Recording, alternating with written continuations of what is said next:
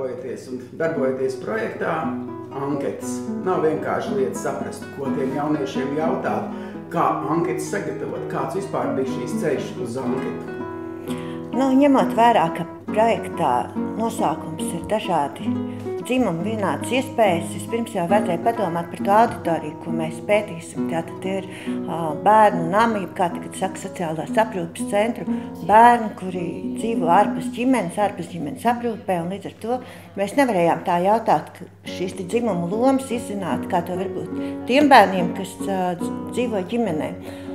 Tāpēc mēs daudz runājam arī ar mūsu partneriem projektā, ar organizāciju Nepaliec viens, un nonācām pie secinājuma, kā varbūt šoreiz nepētīsim to, kas pašlaik ir aktuāli sabiedrībā, šīs dzimumu loma mājiņa attiecībās kaut kādām sevis apzināšanos, kā ar savu seksualitāti saistītu, bet runāsim par to, kā šie bērni sevi izjūt ģimenē, neesošajā ģimenē, tātad dzīvojot bērnu namā, bērni saprot šīs dzimumu lomas, kāda kuram ir ģimenē, vai saprot attiecības, kā veidojas ar zēniem un meitenēm.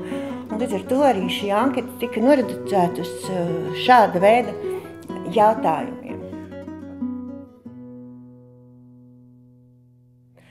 Jā, ļoti palīdzēja tas, ka mēs iepriekš pirms tika sastādītas anketas apbraukājām šos sociālās aprūpes centrus un dzīvē redzējām, kā viņi dzīvo, kāda ir viņa ikdiena, kas ir šie bērni.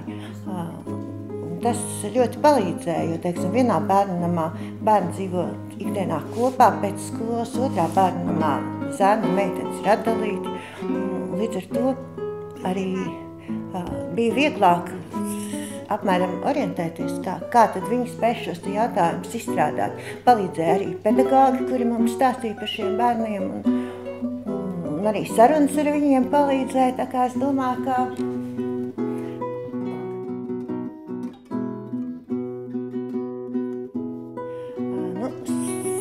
to, lai paši bērni nenojaustu, ko tad mēs no viņiem vēlamies izzināt, anketas sākums ir kā tāds viņiem vienkāršāks, interesējošāks, ar ko labāk draudzēties ar zēniem, meitenēm, taču viltīgi anketā tālāk aiziet uz tādiem jautājumiem, teiksim, ikdienā, ko viņi vairāk redz, kas ir viņu pedagogi.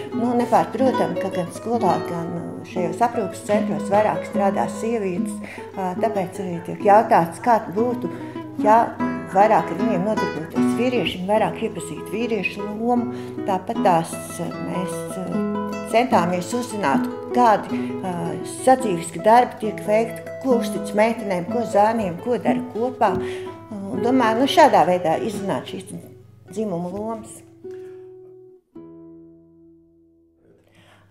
Jā, pat abrīnojam, cik mums izdevās ar šiem jauniešiem runāt. Viņi pat ļoti labprāt sazinājās ar pieaugušajiem un diezgan atklāti runāja, kas bija pārsteidzoši, ka mūsu sociālo centru jaunieši daudz brīvā laika, īpaši brīvdienās pavadā ārpus Latvijas, Amerikā, un viņiem ir daudz zināšanu tieši par šīm ģimenēm, ko viņi redzējuši Amerikā, kā dzīvo, kā veido attiecības, kādas ir šīs dzimumu lomas, bet, diemžēl, varbūt mazāk ir tiek runāts par to, kā tad šeit notiek Latvijā, jo tas, ko viņi redzējuši savās ģimenēs, protams, ir nevienmēr tā pozitīvā pieredze.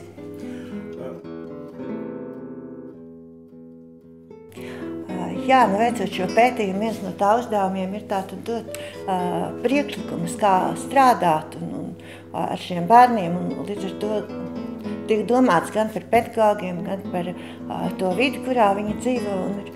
Jāsaka, tā nav viegli. Man pašā ir bērni, kas dzīvo mājās, un es redzu bērnus, kā dzīvo diezgan stingrā disciplīnā šajos bērnu namos. Un tad, kad ir jāizvērtē, kur tad viņiem ir labāk, vai šīs ādu ģimenes, vai braukt uz ārzemēm, adaptēties.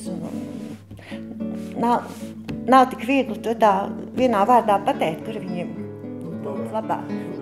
Jā, protams, anketas sastāv no 28 jautājumiem, kas ir pietiekami daudz, un būtu jau vēl ko uzdot, bet nevar arī līdz 40 vai 50 jautājumiem ietvert vienā anketā.